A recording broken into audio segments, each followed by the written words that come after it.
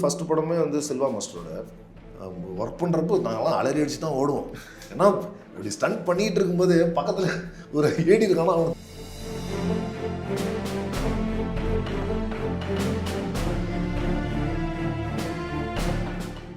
Years of Venkat Prabhu சாருடைய travel இருக்குது. அப்படி இருக்கும்போது அவர்கிட்ட இருந்து அசிஸ்டன்ட் டேரக்டராக இருந்து நிறைய பேர் வந்து டேரக்டராக இருக்காங்க இல்லையா? அசிஸ்டன்ட் டேரக்டராக இருக்கும்போது வந்துட்டு உங்ககிட்ட ஷேர் பண்ண விஷயங்கள்லாம் ஞாபகம் இருக்குது. ரஞ்சித் சாரோட அவர் என்ன கேள்விப்பட்டு ஆஃபீஸ் வர்றப்போ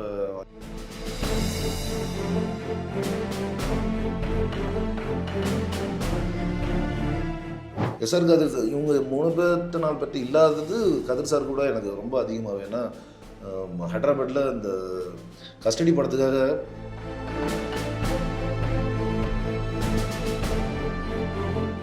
இந்த டார்கே இருக்கார் இல்லையா, மலேசியா சிங்கர் டார்கேன்னு. ஓகே. ஜிபியூவில் கூட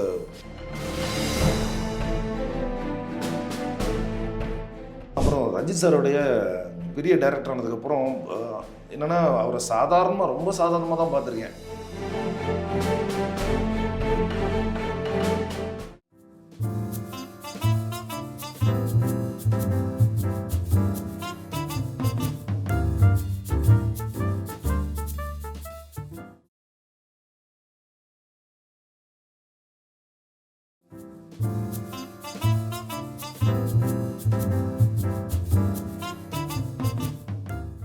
இயர்ஸ் ஆஃப் வெங்கட் பிரபு சாருடைய ட்ராவல் இருக்குது. அப்படி இருக்கும்போது அவர்கிட்ட இருந்து அசிஸ்டன்ட் டேரக்டராக இருந்து நிறைய பேர் வந்து டேரக்டராக இருக்காங்க இல்லையா?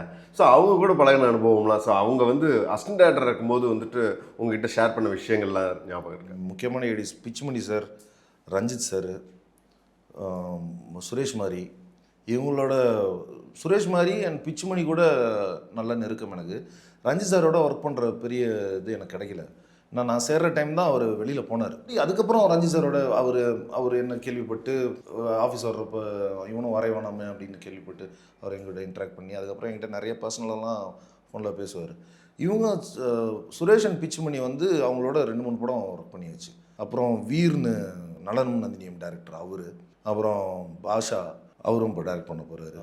ஸ்ரீபதி சார் கனிமொழி 800 படங்களோட டைரக்டர், அவரும் வந்து அவர்கிட்டையும் ஒர்க் பண்ணல. பட் இந்தியன் சினிமா 100 இருக்கு இல்லையா, அதுக்கு விபி சார் பண்ண ட்ரிபியூட் அது ஒரு பயங்கரமான எக்ஸ்பீரியன்ஸ் தான் சொல்லப்போனால். ஏன்னா ஷார்ட் டைமில் ஒரு பெரிய ஒரு ப்ராஜெக்ட் பண்ணோம், ஒரு ரொம்ப க்ரியேட்டிவான ப்ராஜெக்ட் வேறு அது பண்ணப்போ ஸ்ரீபதி சார் வந்து அதில் ஒர்க் பண்ணார். அவர் ஒரு யூனிட் எடுத்து ஷூட் பண்ணார். இந்த சிவா சாரோட இதெல்லாம் அவர் தான் பண்ணார். ஷூட் பண்ணது டைரக்டரோட ஐடியா, சிவா சாரோட இன்புட்டு, அது வந்து ஷூட் பண்ணி கொடுத்தது. நான் மலேசியா போயிட்டார் டேரக்டர். சக்தி சார் நாய்கள் ஜாக்கிரதை, மிருதன், அது மாதிரி அந்த படங்கள்லாம் எடுத்துவார். அவரு கூட பெருசாக கிடையாது, பட் அப்பப்போ பேசிக்கிறப்போ இந்த சில ஐடியாஸாக அதெல்லாம் வந்து நல்லா ஷேர் பண்ணுவாங்க. வேறு யார், செந்தில் அவர் ஒரு ஏடி, அவரும் படம் பண்ண போகிறாரு. அப்புறம் மற்றபடி எனக்கு அப்புறம் வந்து ஜாயின் பண்ணவங்க விக்ரம், மணி, எழில், சசி, அவங்க எல்லாருமே இப்போ படம் பண்ண ரெடியாக இருக்காங்க. சசி ஒர்க் பண்ணுறாரு. மற்றபடி மணியும் வந்துட்டு மணி எழில் கூட சாரோட ரைட்டிங்கில் அப்பப்போ அவர் கேட்குறப்போ ஒர்க் பண்ணுவாங்க. இப்போ வரைக்கும் கூட ஒர்க் பண்ணியிருக்காங்கன்னு நினைக்கிறேன். ஆமாம், அந்த எஸ்கே சாரோட ப்ராஜெக்ட், சிவகார்த்திகேயன் ப்ராஜெக்டில் கூட ஒர்க் பண்ணியிருக்காங்க. சசியும் அதில் ஒர்க் பண்ணுறாரு. விக்ரம் வந்து அவர் தனியாக அவரோட டைரக்ஷன் போயிட்டுருக்கு. அவர் வந்து இந்த டார்கே இருக்கார் இல்லையா, மலேசியா சிங்கர் டார்கேன்னு. ஓகே. ஜிபியூவில் கூட அவரை பற்றி ஒரு டாக்குமெண்ட்ரி ஒன்று பண்ணிட்டு இருக்காரு. பயங்கர இன்டர்நேஷ்னல் லெவலில் இருக்கும், ரொம்ப சூப்பராக இருக்கும். அதுலேயும் என்னோட இன்புட் லைட்டாக இருக்குது. இந்த மாதிரி நம்ம ஃப்ரெண்ட்ஸ் கேட்குறது, நம்மளுடைய இது கேட்குறதுலையும் ஏதாவது ஒரு சின்னதாக இருக்கும் இன்புட்டு. ஒரு இன்புட்னு ஒரு கான்ட்ரிபியூஷன் அவங்களுக்கு நம்மளால் செய்யக்கூடியது அது ஒன்று. அப்புறம் ரஞ்சித் சாரோடைய பெரிய டைரக்டர் ஆனதுக்கப்புறம் என்னென்னா அவரை ரொம்ப சாதாரணமாக தான் பார்த்துருக்கேன். அவர் பெரிய வந்தால் இருக்காது. அவர் பேசுகிறப்ப கூட தான் வந்து பெரிய அறிவாளி, அந்த பேச்சே கூட இருக்குது ரொம்ப சாதாரணமாக. அதனால் அவர் மேலே எனக்கு பெரிய அபிப்பிராயம் இல்லை, தப்பான அபிப்பிராயம் இல்லை, ஆனால் பெரிய அபிப்பிராயம் எனக்கு இல்லாமல் இருந்தது. அந்த ஃபஸ்ட்டு அந்த அட்டகத்தியோட போஸ்டர்லேருந்து அது மாறிடுச்சு. ஏன்னா அந்த தெருக்கூத்து பண்ணுற இதில் பண்ணி அதுலேருந்தே அவர் மேலே இது மாறிடுச்சு. ஸோ அவரோட ஒர்க் பண்ணணும், எப்படியாச்சும் ஒரு இதில் ஏதாச்சும் ஒரு இதில் அவர் கூட ஒர்க் பண்ணணுங்கிற ஆசை இருந்துக்கிட்டே இருந்தது. அது வந்து தங்கலானில் நடந்துச்சு. தங்கலானில் சேம் ஆர்எஸ் ராஜா அண்ணன் தான் அதுக்கு ஃபோட்டோகிராஃபர், என்னை மேக்கிங் கேமராமேனாக கூப்பிட்டு போயிருந்தார்.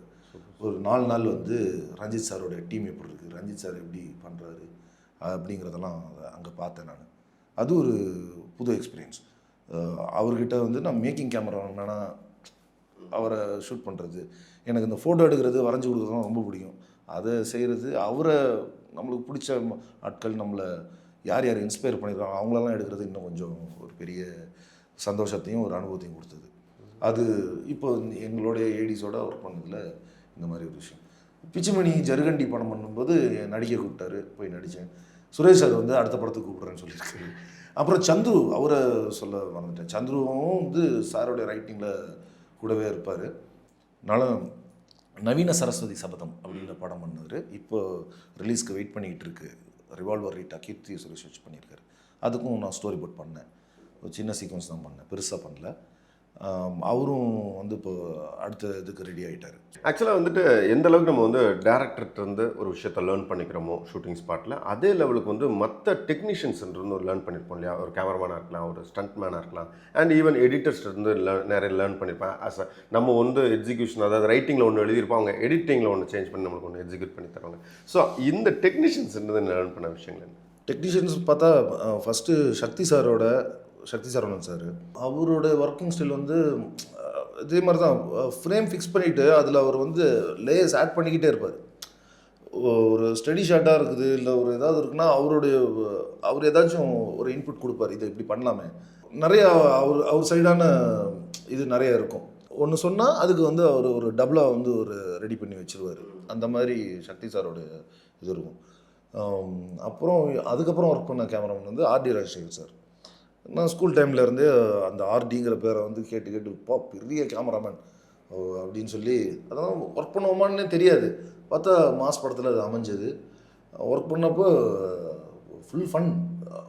லேர்ன் பண்ணது ஒரு பக்கம்னா ஃபன் பண்ணது ஒரு பக்கம். ஒரு ஷாட்டுக்கு வந்து ஒரு ஏடி எந்த விதத்தில் ப்ரிப்பேர் ஆகணும், என்னென்ன விஷயங்கள் கவனிக்கணும், இதெல்லாத்தையும் வந்து ஒரு எப்படின்னா ஒரு அன்பான ஒரு அப்பா சொல்லிக் கொடுக்குற மாதிரி கண்டிப்பே இல்லாமல் கோவமே இல்லாமல் சொல்லிக் கொடுப்பார் ஆர்டி சார். டேரக்டர் இப்போ 9 o'clock ஷாட்டுக்கு வராருன்னா, ஷூட்டிங் வருவாருன்னா, இல்லை ஒரு 8:30 வராருன்னே கூட வச்சுக்கோங்க. அவர் 8 மணிக்கு வந்து என்ன எடுக்க போகிறோங்கிறத சீன் பேப்பரை படிச்சுட்டு அதுக்கு ரெடி பண்ணிடுவார். டேரக்டர் கேட்கவே மாட்டார், ரெடி பண்ணி வச்சுட்டு இப்போ விபி சார் வந்து பார்த்துட்டு, சார் இது சூப்பராக இருக்குது சார், இந்த இடத்துல மட்டும் இன்னும் அதுக்கு டக்குன்னு இமீடியட்டாக ரெடி பண்ணுவார். அப்புறம் ராஜேஷ் யாதவ் சார் கூட ஒர்க் பண்ணேன்.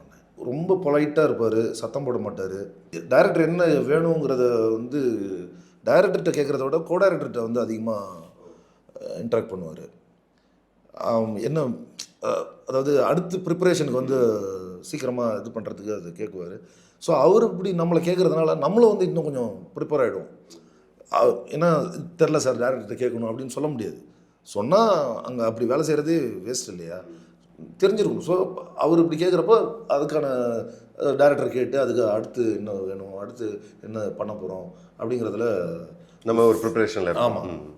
அதுக்கப்புறம் எஸ்ஆர் கதிர் சார் இவங்க 3 பேர்த்த 4 பேர்ட்ட இல்லாதது கதிர் சார் கூட எனக்கு ரொம்ப அதிகமாக. ஏன்னா ஹைதராபாத்தில் இந்த கஸ்டடி படத்துக்காக அந்த அனுபவத்தை வச்சு நான் இப்போ ஒரு புக்கு போடுறேன்னு சும்மா வச்சுக்கோங்களேன். அந்த புக்கில் வந்து ஹைதராபாத் நினைவுகள் அப்படின்னு ஒரு 100 பக்கம் இருக்குன்னா அதில் 90 பக்கம் அவர் இருப்பார் கதிர் சார். இன்னும் கூடவே இருந்து எல்லா விஷயத்துலேயும் வந்து கதை, நம்ம பர்சனல் விஷயங்கள் எல்லாத்துலேயுமே வந்து பயங்கரமாக சப்போர்ட் பண்ணுவார். அதான் ஒரு பெரிய மனுஷத்தன்மை இருக்கும் அவர்கிட்ட. இப்போ ஒரு ஷார்ட் எடுக்கிறோம் அப்படின்னு சொன்னால் அங்கே ஃப்ரேமுக்கு டிஸ்டர்பன்ஸாக இருக்குன்னு மரத்தை வெட்டுறாங்கன்னா அதுக்கு அலோவ் பண்ண மாட்டார். அதை இழுத்து கட்டி வெட்டக்கூடாது அப்படின்னு சொல்லி ரொம்ப இதாக இருப்பார். தண்ணி வேஸ்ட் பண்ண விட மாட்டார். ஃப்ளோரில் வந்து தண்ணி ஊற்றி மாப் போட்டாங்கன்னா போய் வெட் மாப் எடுத்துகிட்டு வா, போய் ட்ரை மாப் எடுத்துகிட்டு வா அப்படின்னு சொல்லி அவரே வேற ஒரு போட்டு காட்டுவார். ஈகோ பார்க்க மாட்டார். இந்த பெரிய இது இருக்காது கதிர் சார்கிட்ட. லேர்னிங் அதிகமாக இருக்கும். ஒவ்வொன்றுத்துக்குமே வந்து இது எப்படி நடந்துச்சு, இது எப்படி பின்னாடி போகணும், இதை செய்யலைன்னா இதுக்கான காசு என்ன வரும், அதோட ரிசல்ட் என்னவாக இருக்கும் அப்படிங்கிறதெல்லாம் கதிர் சார் ரொம்ப சொல்லிக் கொடுப்பார். அது அவரும் வந்து எப்படின்னா வழியென திணிக்க மாட்டார் லேர்னிங்கை வந்து. அது அப்படி போகிற போக்கில் அழகாக அதை சொல்லி கொடுத்துட்டே இருப்பார். ஏன்னா அவர் எங்கெங்கே எக்ஸ்பீரியன்ஸ் பண்ணாருங்கிறதெல்லாம் அதை சொல்லுவார். அது இவங்க எல்லாருக்கிட்டையுமே அதை பார்த்தது. கதிர் சார்கிட்ட ரொம்ப ரொம்ப க்ளோஸாக அந்த பழகினதுனால ட்ராவல் டைம் அதிகமாக இருக்கும். ஆமாம் ரொம்ப கம்மி தான், ஆனால் பேசி பழகின விஷயங்கள் வந்து ரொம்ப அதிகம். அதனாலே என்ன ஒரு 2 படங்களுக்கு கூட என்னை கூட ஒர்க் பண்ணுறதுக்கு ரெக்கமெண்ட் பண்ணார். அது அமையாமல் போச்சு. அது என் டைமும் ஒத்து வரல, அவங்க இதுக்கும் ஒத்து வரல. பட்டு நான் ஒர்க் பண்ணணும் அப்படின்னு சொல்லி ஒரு இதை கொடுக்குறாரு, கூட வந்து ஒர்க் பண்ணுங்க அப்படின்னு சொல்லி. அது அந்த அளவுக்கு. அப்புறம் எடிட்டிங் சைடு பிரவீன் சார் கூட தான் அதிக படங்கள். பிரவீன் சார் எப்படி விபி சாரோ அதே மாதிரி தான் பிரவீன் சார். அவரோட அசிஸ்டன்ஸ் வந்து அசிஸ்டன்ஸ் மாதிரியே இருக்க மாட்டாங்க. பயங்கர ஒரு நார்மலாக இருப்பாங்க. ஆஃபீஸ்க்குள்ள நுழைஞ்சா ஒருத்தன் கால் மேலே அங்கே போட்டு சோஃபாவில் இருப்பான், இங்கே ஒருத்தன் மூலையில் உட்காந்துருப்பான், அப்படி இருக்கும். பட் பிரவீன் சார் வந்ததுக்கப்புறம் பார்த்தா ஒர்க்குங்கிறதுல அப்படி கன்று மாதிரி இருப்பாங்க. அவருடைய ஒவ்வொரு அசிஸ்டண்ட்டையும் வந்து அப்படி ட்ரெயின் பண்ணுவார். எல்லாத்தையும் பக்கத்துலேயே நிற்க விட்டு அவனை வந்து ஒரு படத்தை கொடுத்து நீ பண்ணு அப்படின்னு சொல்லி அவனை என்கரேஜ் பண்ணி அதுக்கப்புறம் அந்த படத்தில் அவர் மெருகத்துவார், கை வச்சு பண்ணுவார். அது மாதிரி நிறைய அசிஸ்டன்ஸ் வந்து அவரோட அசிஸ்டன்ஸ் பெரிய ஆளாக இண்டஸ்ட்ரியில் நிற்கிறாங்க. குறிப்பாக சொல்லணும்னா ஆர்கே செல்வா, அவர் இளையராஜான்னு இன்னொரு எடிட்டர், அப்புறம் வெங்கட் கோட் எடிட்டர். அவரோட அசிஸ்டன்ஸ் ரொம்ப வெரி ஸ்கில்ஃபுல் பர்சன்ஸாக இருப்பாங்க. அவ்வளோ ட்ரெயின் பண்ணுவார். சேம் ரொம்ப ஈக்குவலான ட்ரீட்மெண்ட் இருக்கும். யாரையும் வந்து இந்த அசிஸ்டண்ட்டுங்கிற அந்த கேட்டகரியாகவே இருக்காது. நம்மளோட ஒர்க்கர், நம்மளோட கோ ஒர்க்கர் அப்படி தான் இருக்கும். செம்மையாக ட்ரீட் பண்ணார். ஏடிஸோட இதையும் வந்துட்டு ஏடிஸை நல்லா போட்டு புளிவார், ஐடியா கொடுங்க. அது வந்து அது அது என்ன சொல்கிறது, ஷூட்டிங் டைமில் நீங்கள் என்ன பழிவாங்கல, என்ன டார்ச்சர் பண்ணலை, அது மாதிரி நான் உன்னை டார்ச்சர் பண்ணுறேங்கிற அது இருக்காது. படத்துக்கு என்ன வேணும், பெட்டர்மெண்ட் அதில் வந்து ஐடியா கொடுங்கப்பா. அதாவது ஏடிஸோட ஐடியாவை ஃபஸ்ட்டு எடுப்பார். டைரக்டர் பேசுகிறத விட முதல்ல ஏடிஸோட ஐடியாவை முதல்ல வாங்குவார். அதை வாங்கி அதுக்கப்புறம் தான் டேரக்டர்கிட்டே போவார். இந்த மாதிரி ஒரு ஐடியாவோட உங்கள் பசங்க சொல்லியிருக்காங்க, இந்த மாதிரி ஒன்று போகலாமா அப்படின்னு சொல்லி கேட்டு அதெல்லாம் நிறையா பண்ணுவார். அது வந்து நான் மங்காத்தாவிலேருந்தே எனக்கெல்லாம் வந்து நான் லாஸ்ட் ஏடி தான். பட் என்கிட்ட கேட்கணும்னு அவருக்கு அவசியமே கிடையாது. என்கிட்ட கேட்டிருக்காரு அவர். என்னோடய சஜஷன் கூட அதை மாற்றிருக்காரு. ஒரு சவுண்டில் வந்து சிங்க் மிஸ் ஆகுதுங்கிறத அதை ஈகோவெல்லாம் எடுத்துக்குவாங்க சில பேர். எனக்கு தெரியாதா, நான் இத்தனை தடவை பார்க்குறேன், எனக்கு தெரியாதா அப்படின்னு. ஒருத்தன் சொல்கிறான் அப்படிங்கிறப்ப அதை கேட்டால் ஆமாம் சிங்க் மிஸ் ஆகுதுன்னு மிக்ஸில் மாற்றுறாங்க. அந்தளவுக்குலாம் பிரவீன் சார் வந்து ரொம்ப ஸ்பேஸ் கொடுப்பாரு. எல்லாரோடையும் ரொம்ப சோஷியலாக ரொம்ப நார்மலாக இருக்கிற ஒரு எடிட்டர் பிரவீன் சார்.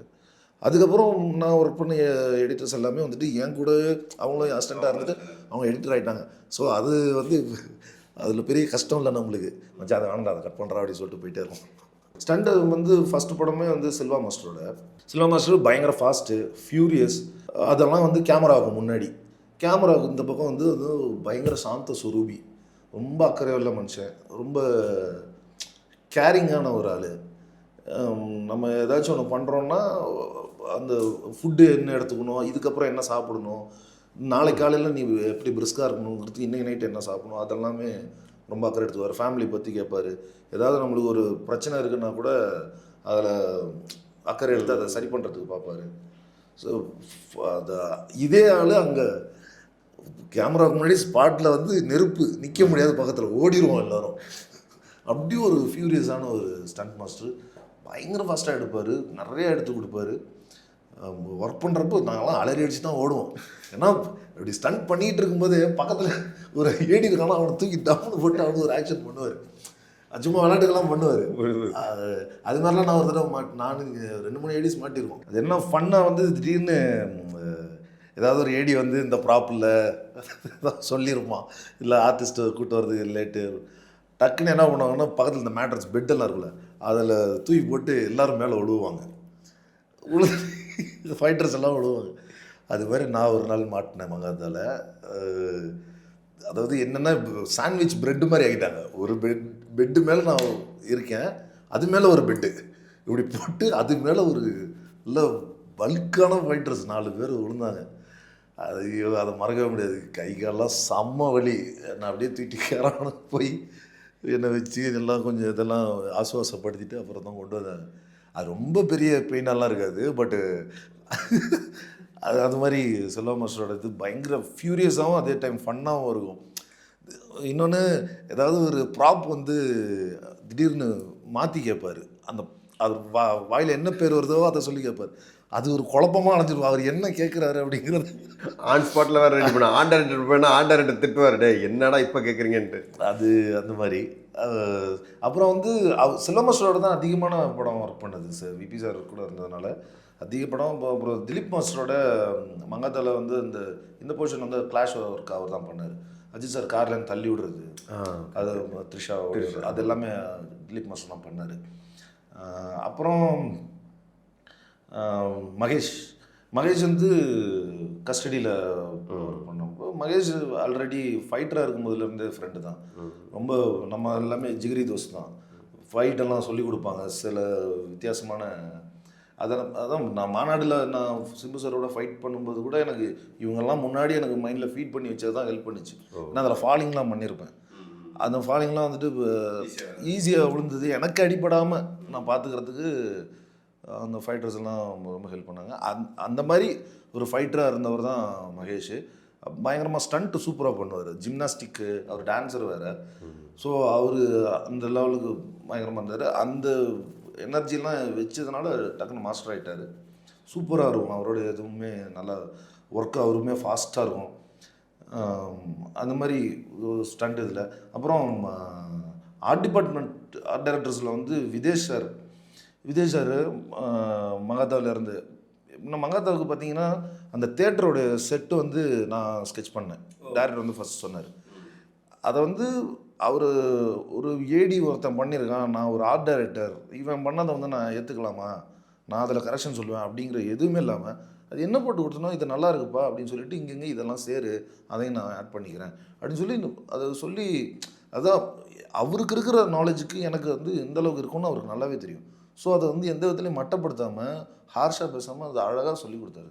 இன்ன வரைக்குமே வந்துட்டு விஜய் சார் வந்து ஏதாச்சும் ஒரு இதுன்னா எனக்கு அது ஒன்று வந்திருக்கு பார்த்துருக்கேன், ஏன்னா நான் வரைவேங்கிறதுனால அதெல்லாம் சொல்லுவார். அவரும் என்கிட்ட ஐபேட் வாங்கிட்டு அவரும் வந்துட்டு இந்த ப்ரோக்ரியேட் எப்படி பண்ணணும் அப்படின்னா என்கிட்ட அவர் கேட்டார். அதெல்லாம் அவருக்கு அவசியமே கிடையாது. ஸோ அந்தளவுக்கு ரொம்ப லிபரலான ஒரு ஆர்ட் டைரக்டர். க்ரியேட்டிவ், ஏதாச்சும் ஒன்று டக்குன்னு மாற்றுவார். ஒரு ப்ராப் வந்து கிடைக்கல அப்படின்னு சொன்னால் இந்தா இதை எடுத்து இதை வச்சு அதை வை, இதுதான் அப்படி இருக்கும் அப்படின்னு சொல்லி மாற்றுவார். ஒரு டிவியோட எட்ஜு வேணும் ஒரு ஃப்ரேமில், கண்டினியூட்டியில் அந்த இது இல்லை. ஸோ அதை வந்து ஒரு டேபிளை கொண்டு வந்து வச்சு அந்த டிவியோட எட்ஜ் மாதிரி அதை காமிச்சிட்டாரு. அது மாதிரி ப்ரில்லியண்ட்டான ஐடியாஸ். அதுக்கப்புறம் வந்து ஒர்க் பண்ணது வந்து ராஜீவன் சார். அது ராஜீவன் சார் விஜய் சாருக்கு முன்னாடிலேருந்தே அவர் ஆர்ட் டைரக்டர். அவர் இன்னும் அவரோட எக்ஸ்போஜர் வந்து பயங்கரம். தெலுங்கு, தமிழ், கன்னடா, இந்தியன் மூவிஸ் எல்லாமே பண்ணியிருக்காரு. செட் ரியாலிட்டி போடுறதுல பயங்கரமான ஒரு லெஜெண்ட் அவர். அவர் கூடலாம் அவர் மாஸ் படத்தில் இருந்தால் அவர் கூட ஒர்க் பண்ணேன். அதுக்கப்புறம் கஸ்டடி ஒர்க் பண்ணேன். ரொம்ப பயத்தோடு போய், ஏன்னா அப்படி ஜெய்ஜாண்டிக்காக இருப்பார், பயங்கர ஸ்டைலிஷாக இருப்பார் ஆள். அப்ரோச் பண்ணுறதே ரொம்ப கஷ்டமாக இருந்துச்சு அவரை பேசுகிறப்ப.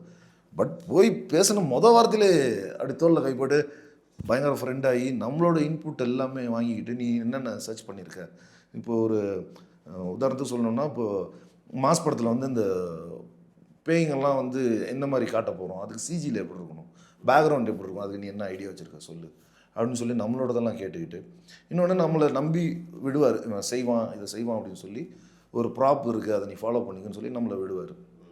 கஸ்டடிக்கெலாம் வந்துட்டு அந்த ஸ்டோரி போர்ட் பண்ணப்போ அதெல்லாமே வச்சு மினியேச்சர் பண்ணுறப்ப மினியேச்சர் எந்த அளவுக்கு அது இது பண்ணணும், ஒரு மினியேச்சரோடைய ஸ்கேல் எவ்வளோ, எந்த ஸ்கேலில் வந்து அதை பண்ணணும் அப்படிங்கிறதெல்லாம் நிறைய சொல்லி கொடுத்தாரு. எனக்கு ஆக்சுவலாக அத்தனை வருஷம் ஒர்க் பண்ணியுமே அந்த மினியேச்சர் வந்து அந்த கஸ்டடியில் ஒர்க் பண்ணும்போது தான் ரொம்ப கிளாரிஃபிகேஷனோட அதை புரிஞ்சிக்க முடிஞ்சது. ஸோ அவரும் ரொம்ப ஃப்ரெண்ட்லியான ஒரு ஆர்ட் டைரக்டர். அதான் எங்களோடன்ட்டு மட்டும் இல்லை, எல்லாரு கூடயுமே அப்படி தான் இருக்கிறவர்.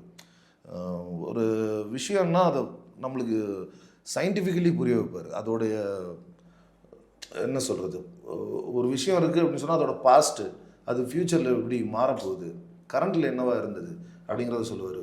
ஒரு நிறைய விண்டேஜான விஷயங்களில் வந்து அவர்கிட்ட எடுத்துக்கலாம்.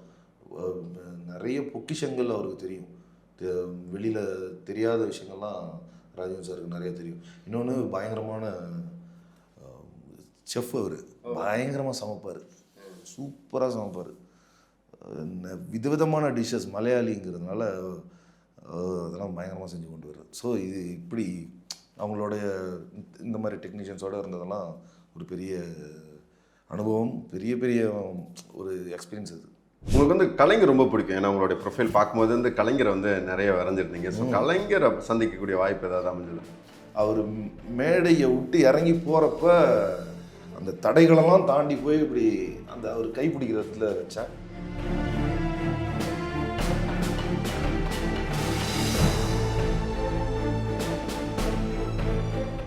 வெங்கட் பிரபு சார் வந்து நிறைய கதைகள் உங்ககிட்ட ஷேர் பண்ணியிருப்பாங்க. அதில் இந்த படம் பண்ணணும், அதில் நான் ஒர்க் பண்ணணும் அப்படின்னு என்ன படத்தை சொல்லுவேன்? அது தலைவர் வச்சு ஒன்று பண்ணோம். அதுக்கு ஒரு செம்ம ஐடியா ஒன்று வச்சுருக்காரு.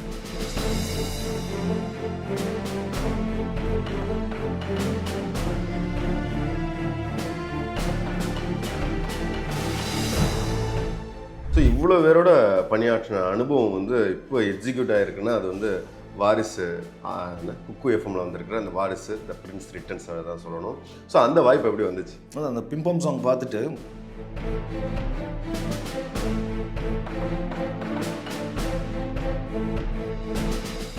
ஆக்சுவலாக த்ரூ அவுட் த இன்டர்வியூ வந்துட்டு நான் ரொம்ப நல்லா நிறைய நோட் பண்ணது என்னென்னா, இந்த லைட்டாக இப்படி பேசுறது அண்ட் அந்த சொல்கிறது அப்பப்போ அந்த முடியை இது பண்ணிக்கிட்டு இருக்கு. ஸோ சூப்பர் ஸ்டார் வாய்ஸில் ஒன்று பேசுனீங்கன்னா அப்படியே நிறைவு பண்ணிடலாம்.